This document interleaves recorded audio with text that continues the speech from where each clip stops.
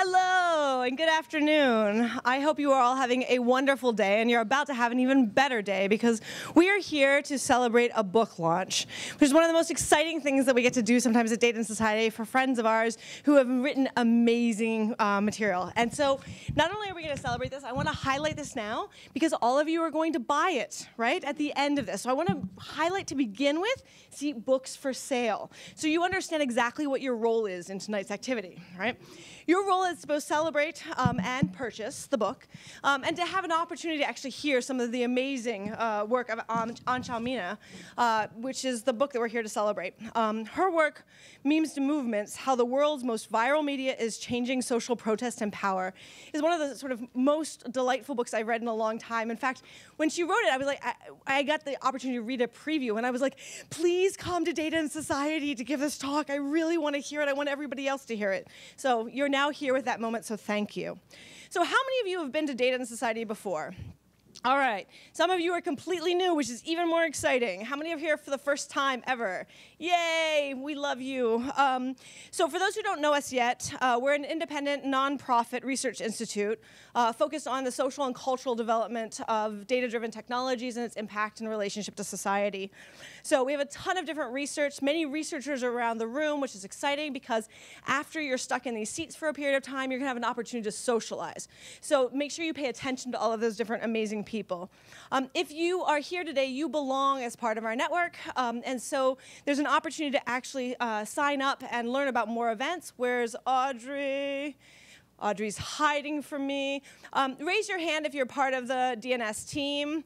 Find one of those people and make certain that you get connected to Audrey and the other folks so that you can actually learn about the activities that are going on here. Some very basic housekeeping. There are times when folks have to go to the bathroom. I support this. There is a bathroom here. It is around the corner, so you just have to keep going until you go around, right? And you should be good to go. A couple of sort of basic accessibility notes. We have a request tonight, and I ask that you honor it, that instead of clapping, we will use for finger snaps and jazz hands. Can we demonstrate this? Yay, that's perfect. I love it. So now I'm going to turn to our honored guest. So Xiao Mina is an American technologist, researcher, and artist. And it's actually that blend of her experience that actually she brings to her analysis of memes and culture. And she is serving as the contributing editor for the book Ai Weiwei, Spatial Matters. Her own work has been exhibited in museums and galleries across the US and around the world. Her writings have appeared in places like the Atlantic, Wired, New Inquiry, the LA Review of Books, Al Jazeera English, and Hyperallergic. A 2016-2017 research fellow at Berkman Klein at Harvard, and a product director at the technology company Median. Her home, frankly, is wherever Wi-Fi is. In fact, I have found a lot of times that I actually have no clue where she lives. And I write to her, and she's off somewhere, and maybe we converge, and maybe not. Please take a moment with the finger snaps and the jazz hands to please welcome on.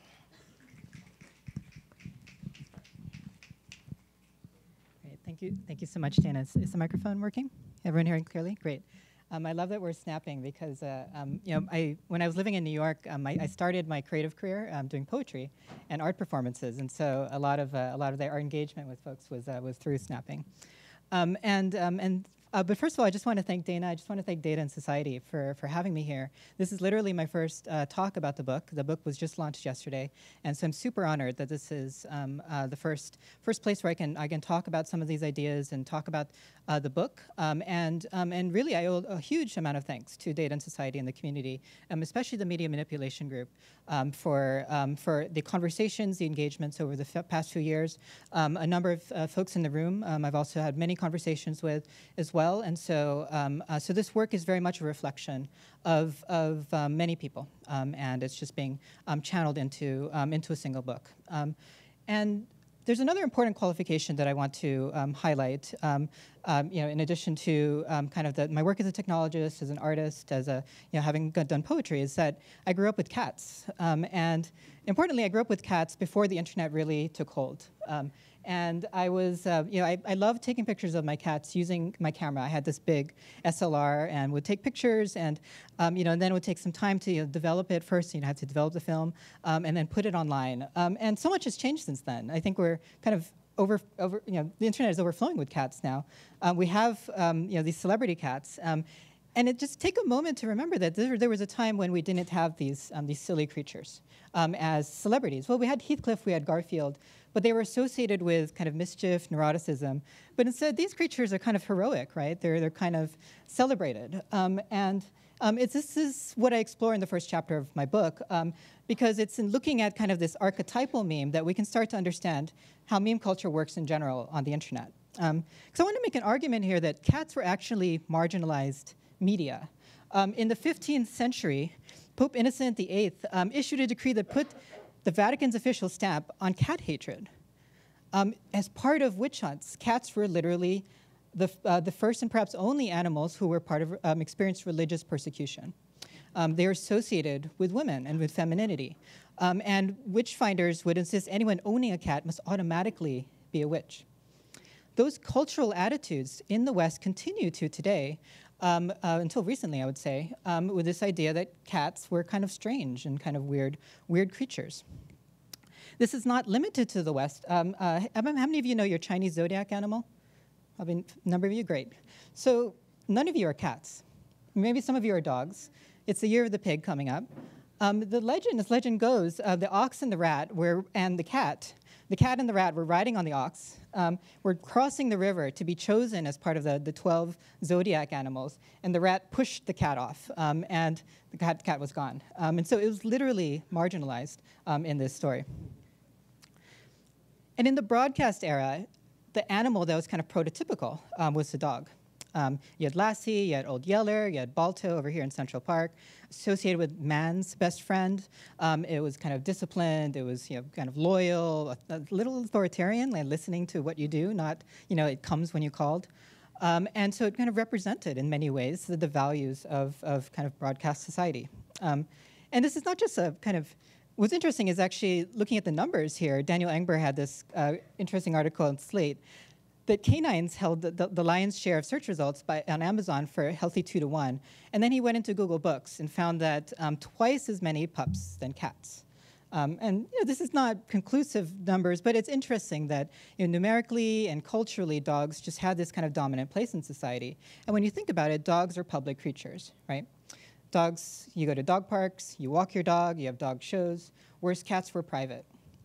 Before the internet, it was very hard to know who actually had cats. It took a lot of effort to project the fact that you had cats, that your neighbors had cats. They were much more private. But something changed. And part of what changed was technology, right? The internet, smartphones, the ability to broadcast that which was private and place that into a broader discourse turned what one BuzzFeed writer called the internet into the world's cat park. And suddenly what was private, and this is the first chapter I call the revolution of the cat. Media at the margins, cats, moved closer to the center. But importantly, it was revealing what in so many ways was already there to begin with. It wasn't that cats suddenly appeared, they were always there. And it was through this kind of network society, through technology, that we have this kind of new relationship with cats now in popular culture. This has political implications. Ethan Zuckerman wrote about the cute cat theory of digital activism. And he pointed out that Web 1.0, the kind of internet designed by Tim Berners-Lee, was intended to let physicists share research findings online. It was an informational internet. But with the emergence of Web 2.0, the internet became a space for creating and disseminating amateur content. So as he says, in other words, it was for disseminating cute pictures of cats. And as his theory goes, the reason this is relevant to activism was a very serious one, is that when you try to censor the internet, if you are trying to censor activist messages, you inevitably will then censor the same internet that is being used to spread kind of amateur media, the things that bring people joy, and then inevitably then upset more people than you originally intended. And so that was part of the cute cat theory, that an internet that is designed for disseminating cute cats is just as effective for disseminating activist messages. And I responded to this that in the Chinese context, there's this kind of Chinese corollary, because in China, there's a much more precise method of censorship than simply shutting down the internet. You can search for keywords, you can censor by images, there's humans, there's AIs, there's different algorithms for detecting content. And so the dynamic that created was that people had to embed, and I'll show an example of this, activist messages within the cute cat, literally within cute animals, as a way to skirt internet censorship. And so I wrote that with Chinese political memes, the cute cats are the activist message. But what's interesting over the past few years is that this is happening regardless of whether you're living in a censored environment. And indeed, the distance between the very silly and the very serious is actually quite blurry. Cats Against Brexit was a major hashtag that popped up right before Brexit. Literally, it's just posting your cat and saying you stood against Brexit. There was Cats for Brexit, of course, but numerically, I think Cats Against Brexit won out. And again, to the point of dogs being in public space, immediately afterward, there was hashtag dogs at polling stations. In Mexico, there was Candidato Morris, and who would say, I am a cat, I don't do much. But if you vote for me, you can get the rats out of office. And so, again, a political message. And this is the Cao Nima. This is the grass mud horse in China. It was a profane pun. It sounds a lot like the word in Chinese for fuck your mother. And it's short for fuck internet censorship. And so this is the example of literally the cute cat being used to skirt censorship and then curse out internet censorship at the same time. Former Data and Society fellow has written about this, Zara Rahman, The Goats of Bangladesh. It's modeled after Humans of New York, and it's literally goats in Bangladesh talking about politics and society and going between the very serious and the very silly all in one single feed. So I'm looking at these silly examples of internet memes, and I'm going to talk about more serious ones in a minute. But really the theme of my book is asking and talking about what role do they play in society and in politics? And what kind of frameworks can we bring? And what questions can we start asking about memes to understand the kind of impact they're having? And so before I do that, let's talk about what memes are. Limor Schiffman, who wrote one of the seminal texts on memes, has defined memes in this way. It's very academic and very, we could critique this definition, but I find it useful. As A, you have a group of digital items that share common characteristics of content, form, or stance. So if you have a long cat and someone else has a long cat, those cats might look different, but they have this kind of commonality that they're very long.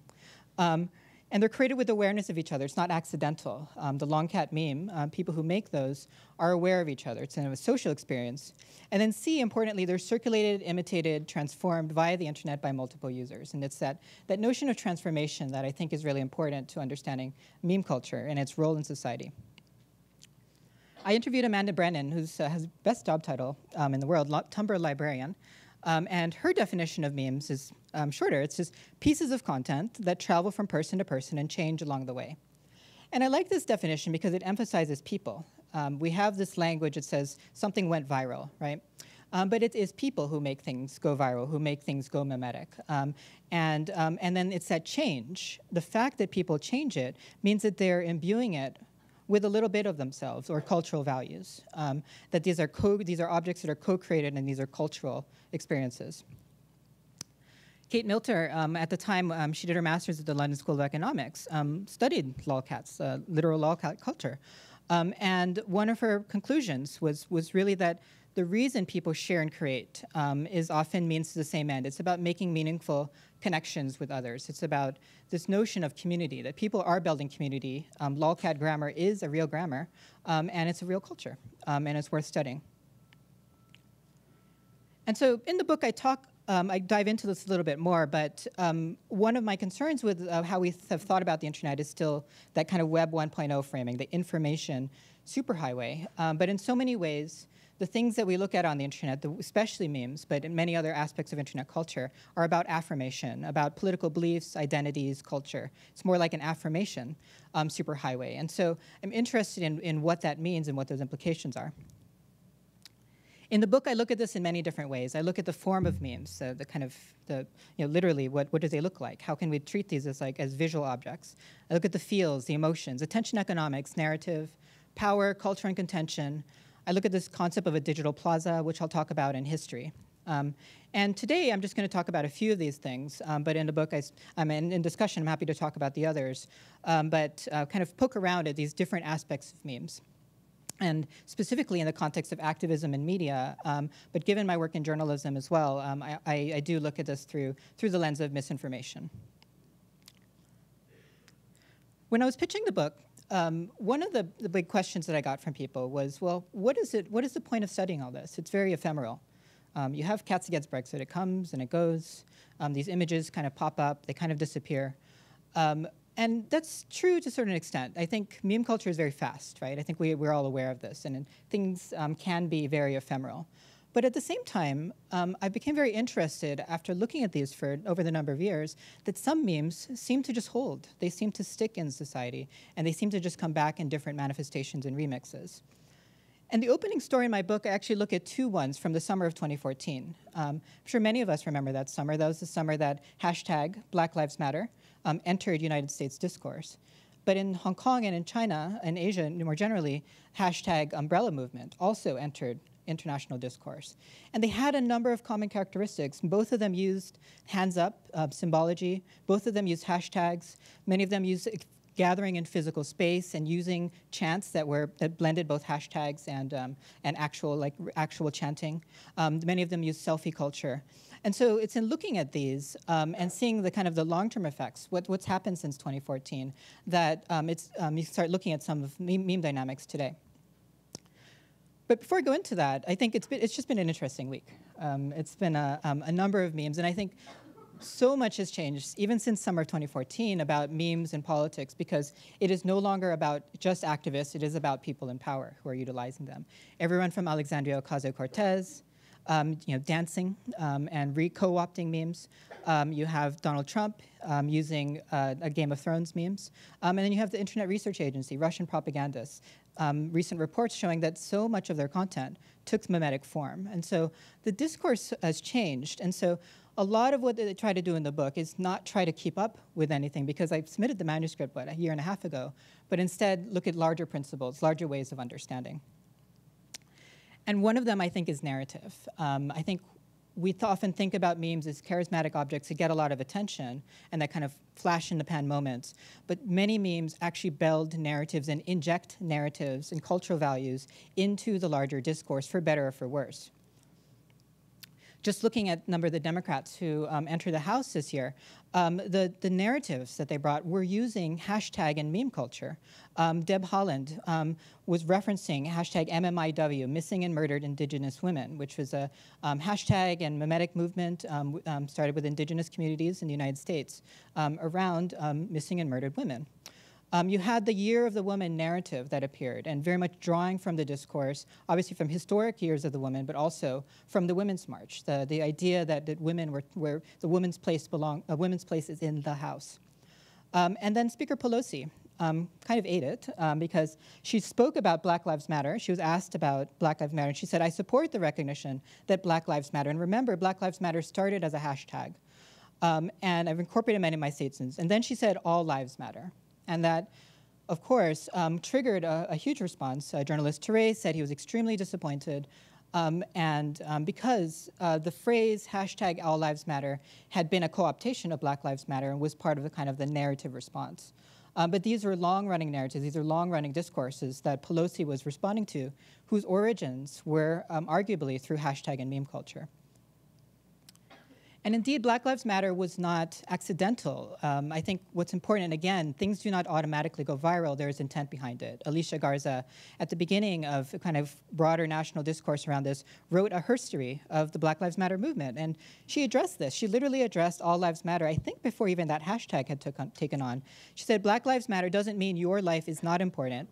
It means that Black lives, which are seen as without value within white supremacy, are important to your liberation."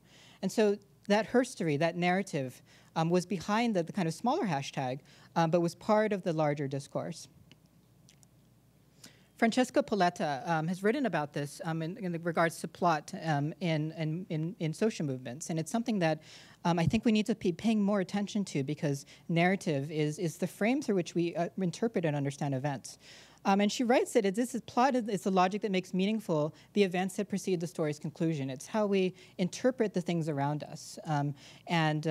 Without plot, events would just be occurrences. They'd be discontinuous and separate moments, rather than episodes in an unfolding story.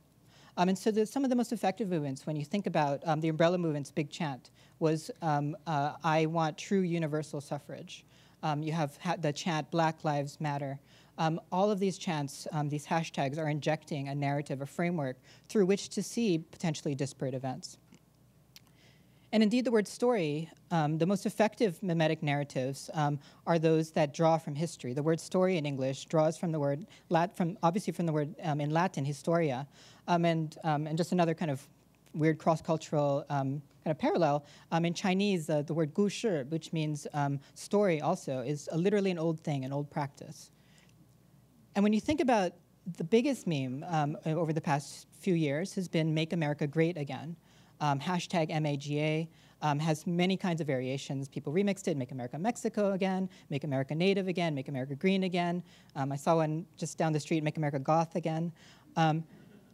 This is a story, though, about the United States. It draws from the history of Reaganism, and the history of Reaganism draws from the past of the United States, projects some sort of greatness that was in the past. And the Tea Party movement also was, again, drawing a story, telling a story about that movement that connected directly with the beginnings of the United States. The Black Lives Matter movement was doing this in physical space. Two protests that I documented. One was in Oakland at the Alameda Courthouse, where historically, Huey Newton was held on trial. And then at the St. Louis Courthouse in St. Louis, where the Dred Scott cases began, and where slaves were sold on the front steps. These were deliberate actions. These were deliberate ways, on both the left and the right, to draw from American history and tell a larger story that combined hashtag culture, meme culture, and also kind of physical gathering in physical space. And so I don't look at memes just as digital objects or just as these things that are ephemeral, but how they interact and intersect with larger media discourses. Sasha Costanza-Chock has written about this with regards to the immigration justice movement in the United States, but I think it applies to most social movements today. Social movements are becoming transmedia hubs. So they're both digital and physical. There are posters, there are selfies, there are signs, there are tattoos, there are stencils, and they're shared, aggregated, remixed, and circulated ever more widely across platforms. And we're seeing this more and more today. But that ephemerality, I think people had a point when they're asking about that, because memes, again, they're never stable. Marley Vincent Lindsay has written about this, that networks of memes, they never reach a moment of stability. There's always some kind of change. And I think the Pelosi story is a good example, but there are also other darker remixes of hashtag Black Lives Matter. At the Unite the Right rally, just as I was finishing the book, one of the big chants was, of course, White Lives Matter. That remix culture can be repurposed to shape narratives. And so when we think about the role of attention in social movements, their big role is to draw attention to an issue. But the other thing that they contribute is a narrative, a framework. And so you have different frameworks in which to see different events in American society. And so I talk about that, the clapback culture in meme culture, how that plays out in larger discourse. It is not just about the little remixes of hashtags, but how that echoes into larger discourse, into media discourse, into the halls of power. And Harley Hochschild, the sociologist, has written about this concept. It's more than just the story, the briefer story. She writes about this concept of the deep story. It's this deep story that is the narrative through which we see the country, through which we see ourselves, through which we see the world. Do we see the country as inherently a fair place where we will be rewarded? Is this a meritocracy? Is it a country where there's tremendous injustices? What is the narrative that we carry? And she emphasizes this feeling, that it's a feeling. It's more than just a story. And the deep story is it feels as if it's true story, stripped of facts and judgments. And so much of meme culture is speaking to those deeper stories, framing them in the temporary and in the contemporary. But they speak to deeper stories in society. And you see that globally. And Whitney Phillips, who I believe was a fellow here, and associated with the society, Data and Society, I love this framework that she brings is this notion of folklore, that the reason she emphasizes folkloric content is that we shouldn't just be focused just on the veracity of content, whether it's true or false, is that we need to focus on beginning and ending with participation. That meme culture, again, is about that larger participation, that culture of discourse. And so back to the summer of 2014, in the book I look at meme culture in a global context because I think it's very interesting, one, because you have different political contexts, but also literally different internets and different ways that internets play out. And so you can start to see that push and pull of meme culture, which I think of as like the street art of the internet, with what I think of as these digital streets. And the digital streets, as we all know, have different politics. And in China, the way that the umbrella movement played out is another instructive example. So in Hong Kong, as we know, China it's a PRC territory, but it's a one country, two system where Hong Kong has ostensibly greater freedoms, freedom of assembly, there's a free press. And so the ability to physically gather in Hong Kong is a unique one in the PRC. But there's still limitations. Beijing does have an influence on daily society. And as that influence was growing, the umbrella movement emerged. The umbrella came to be a symbol for the chant, which is, "I want true universal suffrage." And people gathered in physical space, created the yellow umbrella, and the umbrella itself had this kind of symbolic resonance because people were using it to resist pepper spray when police were trying to break up the initial protests. That's the really, really shortened version. But what I'm emphasizing here is that you also had the memes. You can see back here, keep calm and be alert, utilizing meme culture. The yellow umbrella itself became a meme, the color yellow. But this movement also was drawing on long histories, was drawing from the color yellow, the role of yellow in the women's suffrage movement in the United States. And so that's why the umbrella in particular was yellow. And that's people were wearing yellow ribbons long before the umbrella took hold as a symbol. But the story of how this particular movement played out is an example of how public space is inherently political. That power and politics play out with the way we engage with memes on the internet. The narrative that emerged as the movement was beginning was that there might be this Tiananmen-style massacre, that the PRC might bring in tanks and shut down the protests. But I think looking at what happened afterward, there were no tanks, as we know. But instead was a very sophisticated effort to dampen the narrative, to dampen the power, and to show that you don't need tanks as much to limit movements if you can control a lot of the narrative discourse and the legal and physical space. So one of the memes that emerged, Xi Jinping, president of China, was holding an umbrella once, and so people, of course, had to Photoshop that and turned it into this yellow umbrella. And that, of course, went viral, the way that he responded immediately was when he went to places like Macau, he would ban umbrellas all around him. He had that ability. But then over the years, the umbrella increasingly became more stigmatized, and by the time he visited in 2017, all protest slogans and symbols related to the movement were removed around him. So you had this gradual slide from the kind of harmless remix into complete stigmatization and a shutdown in a place where, in a territory where ostensibly there should be free expression. And one of the big concerns was that this would actually spread into mainland China, that this movement energy would spread into mainland China. And so, as we know, that the mainland China censors its internet, but it doesn't just censor. And I think there's interesting research here on how the Hong Kong protests actually played out on Sina Weibo. It wasn't just that the umbrellas were censored. It wasn't just that messages were censored. It's that in addition to deletion, researchers found that the government actually encouraged reposts of anti-Occupy messages, anti-Occupy Hong Kong messages. And so there were 11,000 reposts for anti-Occupy posts versus around 600 that were just neutrally related to the protests. And so again, you see this attempts at narrative, shifting the narrative, that it turned out that ability to control the internet infrastructure helped dampen the narrative that could have spread in mainland China and neutralized any other images that might have been missed by censorship, by painting the story of the democracy movement in Hong Kong as one of chaos. And then in addition to that was a series of legal and physical actions in the public spaces, including disappearing booksellers, arresting the leaders of the movement after all the attention had gone away, dampening the ability for the narrative to gain any more power. And so in the book, I have a chapter called Bodies and Minds, that those who can control, there's this saying from Bill Clinton that China will never control the internet. It's like nailing Jell-O to the wall. But what we're learning is that if you have enough nails, you can nail that Jell-O. But even importantly, you can grab the person who's trying to put that Jell-O up in the first place. And so if you can control people's bodies and their minds, you have a very sophisticated way of controlling both digital and physical public spaces. And this is a comic from Jason Lee, who illustrated the book. And he's reflecting the words of someone who wanted to become a lawyer in Hong Kong. And she spoke about the growing stigma, the pressure on society that played out through the arts. All the art from the umbrella movement, there's too much pressure on local arts organizations that all of that art has to be hosted in London, even though ostensibly it should be allowed to be kept in Hong Kong. In politics, you can't talk about democracy, this writer wrote.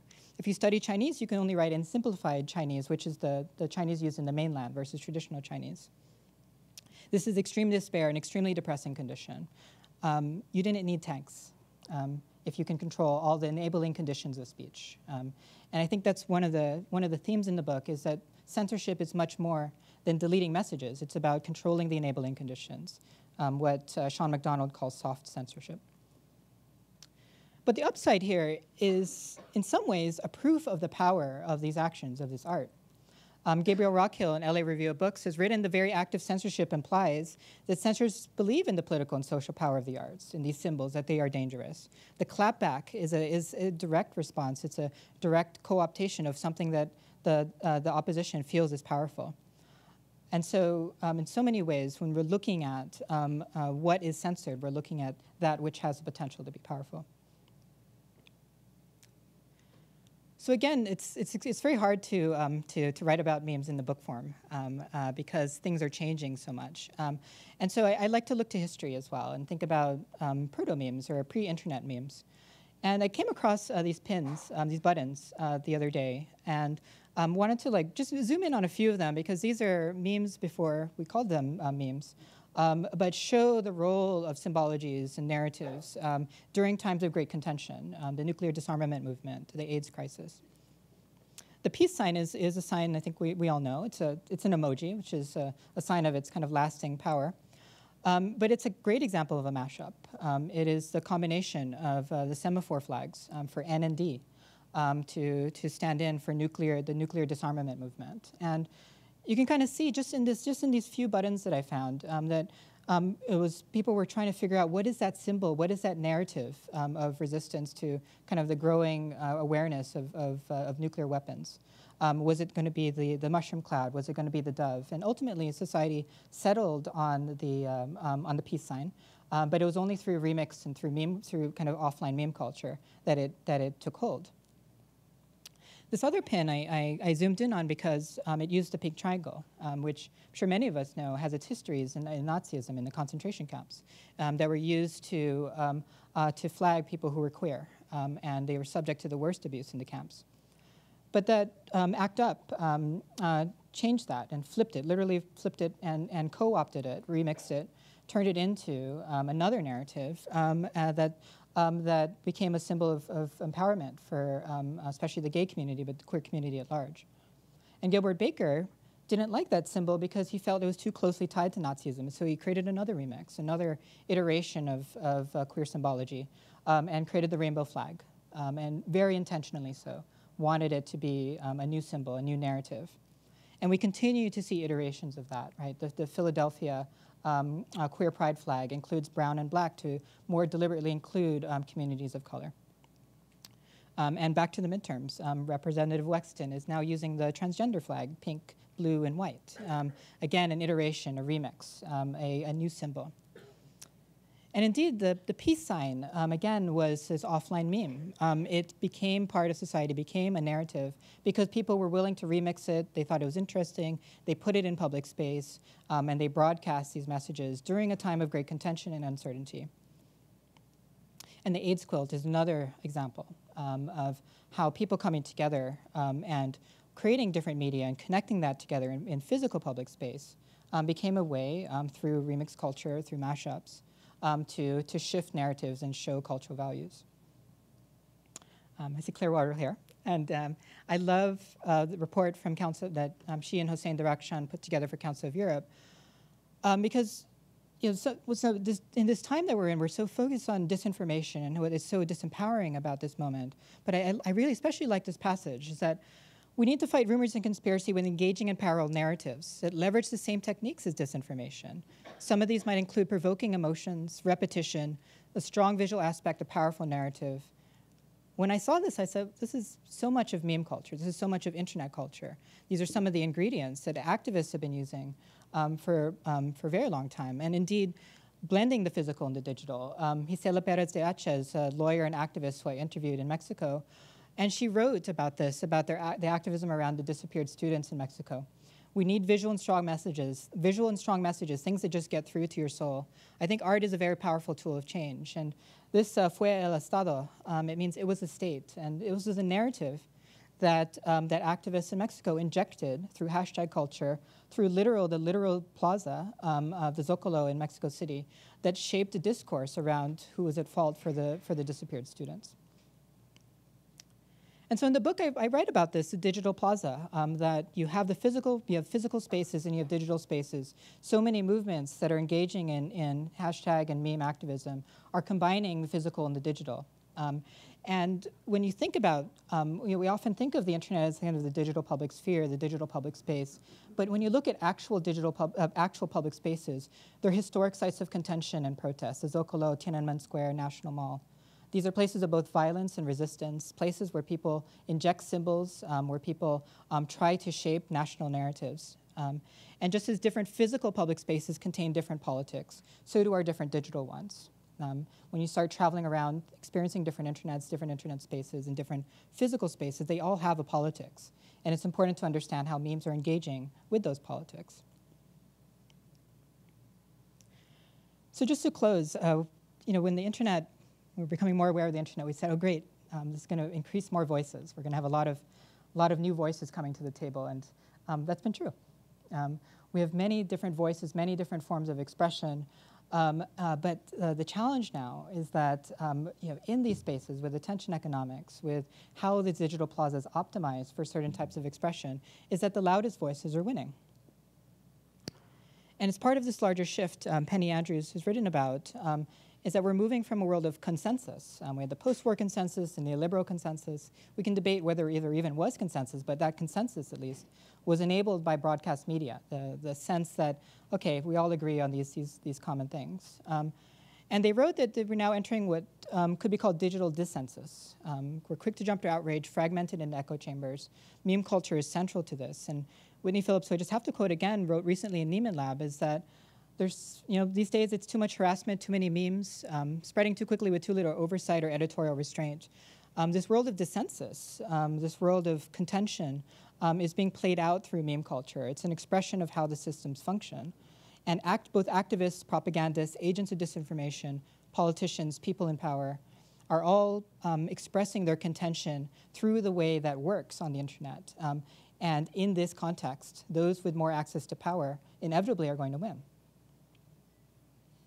And it is not just about the fragmentation of internet communities, it's about the fragmentation of the internet itself. Sean McDonald and I have written about this in Foreign Policy, this notion of the digital politic that is happening now. The internet itself is fragmenting, and the vision of the internet is being pushed both by China, by the United States, by Europe, but also by many other countries. States are enacting their vision of the world through the internet. And meme culture is having to contend with this, just as the internet itself is starting to fracture and become its own site of contention. So I have to bring it back to animals. This was a map of animals of the world that the Civic Beat, a research collective I started with Jason Lee, we made for the Museum of the Moving Image. And the show was called How Cats Took Over the Internet. And the reason we made this map was part of the larger deconstruction of the exhibition was cats did not take over the internet. In fact, when you started asking researchers about the prototypical animals around the world, they started talking about goats, llamas, bears, donkeys, other sorts of creatures. And this is kind of a fun, engaging way to talk about this world of dissensus, that the internet has made room for more voices, more forms of expression. And through the silly approach, the meme mask is asking a serious question. How can discussions of internet culture be grounded in the specificity of lived experiences? Donkeys in Tajikistan is not an accident because donkey humor has long been a part of Tajiki culture. How do we bring a cultural perspective to a space historically understood as one predominantly about information and technology, but is in many ways about cultural expression? And how can we engender these conversations in a way with the general public that's both enriching and engaging? We want to do more of this map, so if you have other animals who want to contribute. But the larger purpose here is to show the diversity of the internet through ostensibly silly things, because that plays out in the very, very serious as well. So I'll close with one of the closing passages of my book, and I should probably, I should perform this by actually reading from the book, but this is, I'll just read from the slides. We've entered a new world of mimetic contention, one where meme culture has become as much a tool for those in power as it has for those seeking to challenge it. Movements of hate have embraced meme culture just as much as movements of justice. And in fact, these movements are learning and co-opting from each other, borrowing each other's techniques because they're learning how to influence society. Internet culture and offline culture are intertwined. Internet culture is in fact culture. And what happens online influences culture at large in both subtle and compelling ways. And so in a world where people have a vehicle by which to, more people have a vehicle by which to express their views, social movements must navigate this new world of dissensus, of disagreement, of cultural values being expressed through different communities and coming from different deep stories. And how they negotiate this contention, and how we as researchers, people building the internet, as journalists, how all of us negotiate this contention and think about new structures for the internet is, I think, one of the vital questions of the 21st century.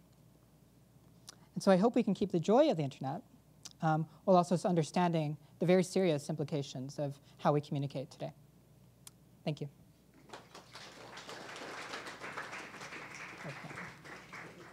So wasn't that awesome, right? Like, this is just fantastic. So luckily, you have two ways to proceed.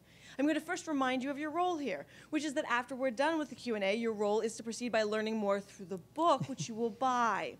But your other way is to ask questions. This is an opportunity, since you're here in person, to learn more about things you want to know. So who's first? Who has a question that they're dying to ask? All right.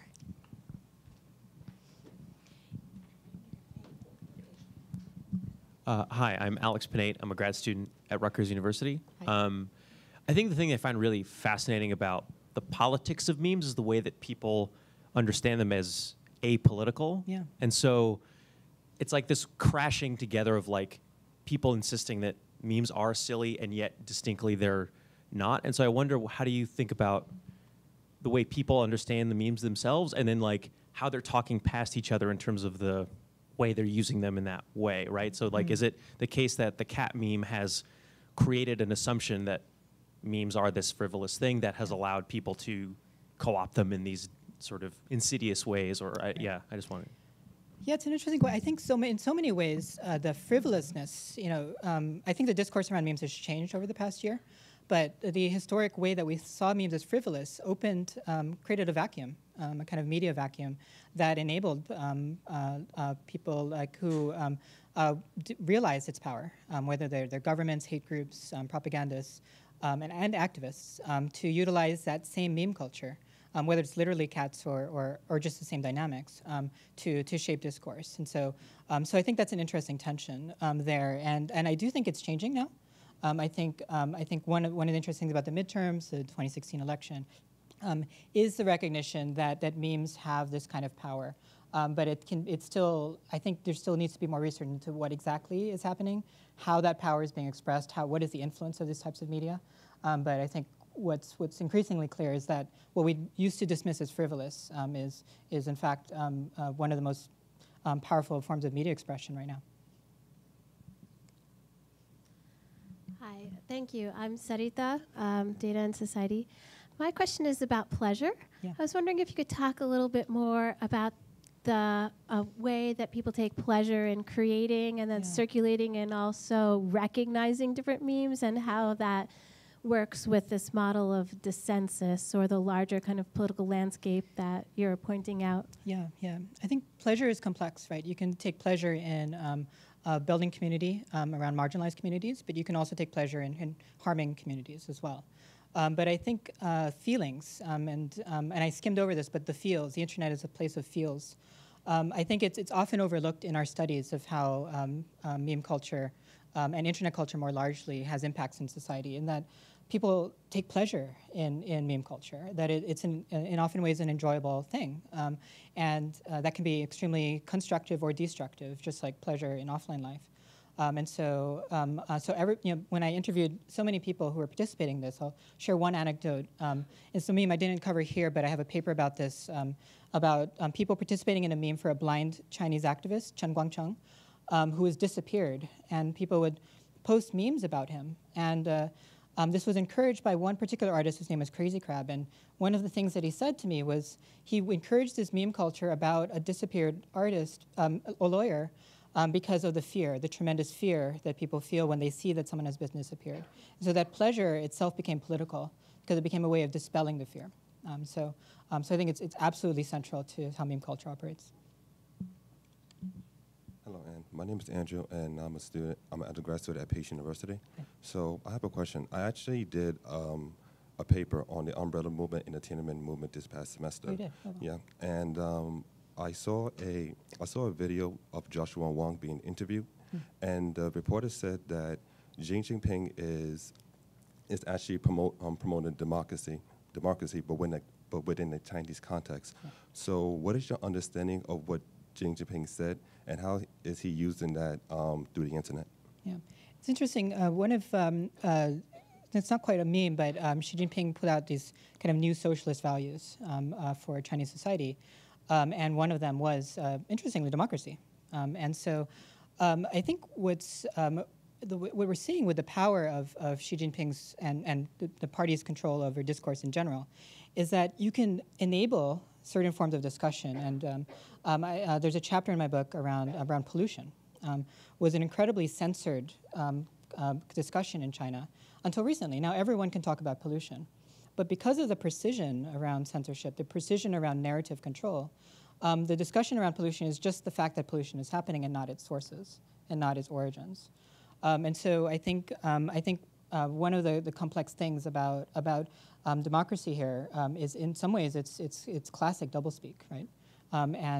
But because of the precision around both censorship and the ability to shape narrative discourse through paid commentators, the scope of that discourse can be limited. So, yeah. Hi, my name is Dave Algoso. I'm a consultant with social change organizations.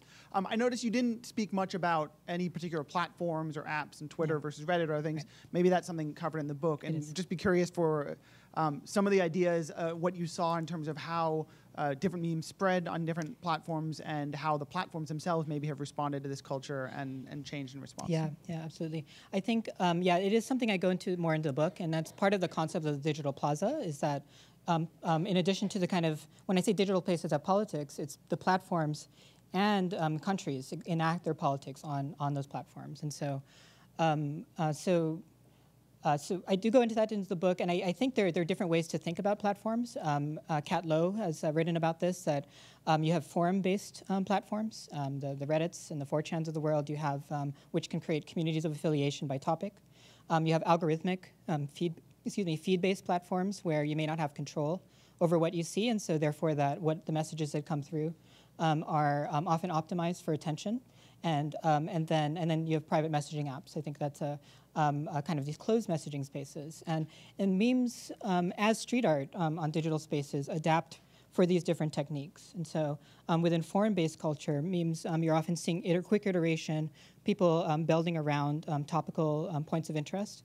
And then that becomes a place to perfect memes, and Claire's also just written about this with kind of a trumpet of attention, through a process called intentional overproduction, the ability to quickly remix and refine, and then test that in more algorithmic feeds. And so the meme dynamics are different, but the underlying dynamics of most platforms right now is attention economics, and so for the most part, memes are optimizing for a certain kind of a mode of attention. Thank you for your talk on. So recently there has been a rash of Bird Box memes, which is a new Netflix movie. Yes. And I think this is one of the big first examples in the US that we've seen of a private company really throwing a lot of money at sort of taking over the memetic space. Yep. And do you view that as a threat, or are there examples of this that you may have seen in other countries?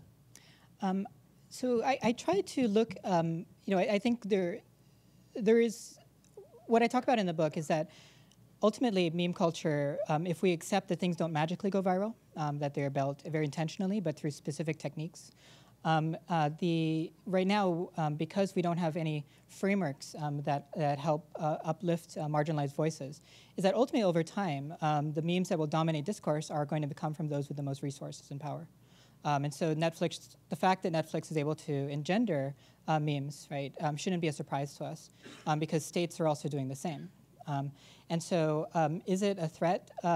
I think if it's a threat to kind of democratic discourse, to diversity of voices, because as meme culture becomes professionalized and these techniques are understood, we should see more. We should see things optimized for people who have money and power.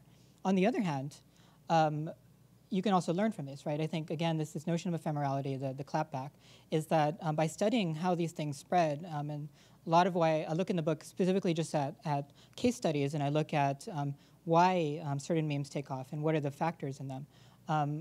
People in marginalized communities can also take advantage of those same powers. Hey, Anne, how you doing? Hey, Hey, my name is Paul Miller, aka DJ Spooky. Hey. I had a quick question, which I guess I wanted to ask about just some of the issues around the way you see the near future. I mean, obviously, if you look at China or Russia or other countries that are forcing companies to move their servers directly in the country, you're getting to the rise of what they call the sovereign web in those specific regions. One of my favorite quotes around this right now is Frederick Jameson, where he says, "It's easier to imagine the end of the world than to imagine the end of capitalism." And as everyone's been using the term late capitalism so much, what do you think, considering how monetized these things are, what do you think is going to be maybe the next 5 years of this? Like, most people have been asking about a little bit in the rearview mirror, but I wanted to just hear what your thoughts are on the next probably 5 years or so. Just was curious. There's a Freedom House report that everyone should read about the rise of digital authoritarianism. And I dive much more into Chinese censorship mechanisms in the book. But the thing I want to emphasize is that this misinformation crisis we're experiencing right now, all the memes that are being associated with disinformation and misinformation, malinformation, are being used as rhetoric to justify an authoritarian model of controlling the internet. And so we're stuck between two models of the internet right now, arguably, maybe three dominant ones. We have the kind of Silicon Valley laissez-faire model, which is optimized for attention and people with resources shouting the loudest. And then the Chinese authoritarian model, which is designed for as much state control as possible. And that model is not abstractly just Chinese, it is literally being exported to places like Venezuela, Iran, and Vietnam. And so the state we're at in the internet is that it is being played out through politics and power. The vision of the internet is being shaped by governments and by corporations. And without a framework, a democratic framework for shaping the internet, for defining how the internet works, I expect that things will just optimize more for the state and more for corporations than for democracy.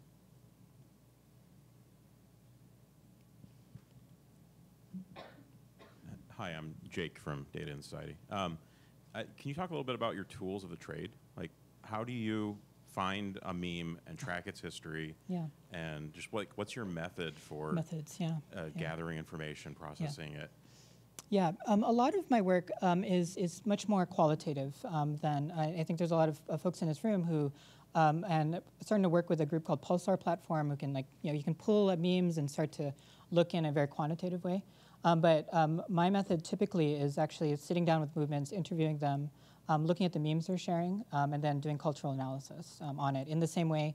Because some of my background is in arts and art history, and so I'll look at it through the lens of media studies, and what is the broader media discourse there. So that's my dominant framework. At Medan, we're starting to look at this in quantitative ways. We're building tools for analyzing and annotating digital content and building databases for that. But my personal background is very much in media studies and ethnographies.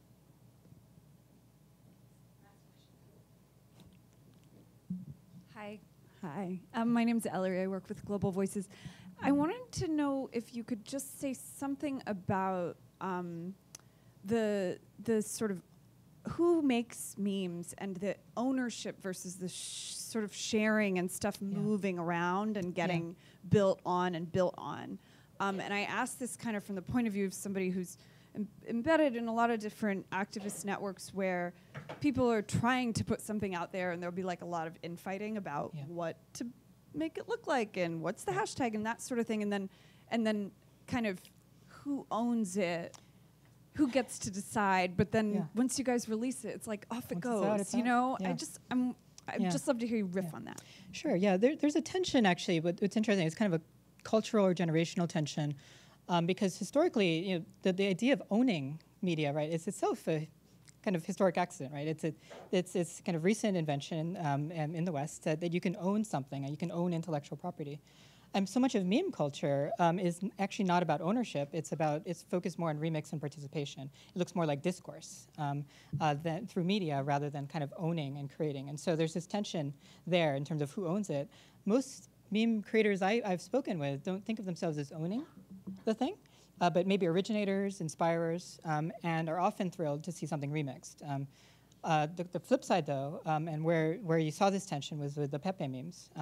The owner of Pepe, Matt Fury, was furious to see it being co-opted. I'm sorry, I'm a meme writer. To see it being co-opted and then use legal mechanisms to try to stop its co-optation. And so that's a tension that we're seeing. And I think it's more cultural than legal, but it's an attitude towards media that we're seeing play out both with kind of commercial content but also with activist content. Snaps to On for her fantastic work. So this series is called Databites. You just got the data, now it's time for the bites. The bites comes in the forms of various snacks and various drinks, opportunity to socialize, but there are a few caveats to this process. First, you will notice that you are all seated in chairs, or some of you are standing back there, that